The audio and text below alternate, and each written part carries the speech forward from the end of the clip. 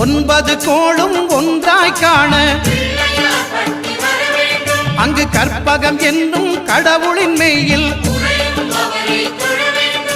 சூரியன் முதலாய் 9 கிரகமும் பலவித குணங்களை கொண்டிருக்கும் எங்கள் கற்பக தருவில் அவை வரும்போது ஒன்றாய் சேர்ந்து பலனளிக்கும்.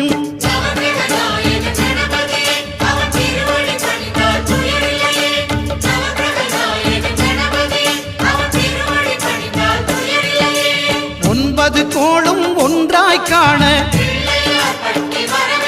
அங்கு கற்பகம் என்னும் கடவுளின் மெய்யில்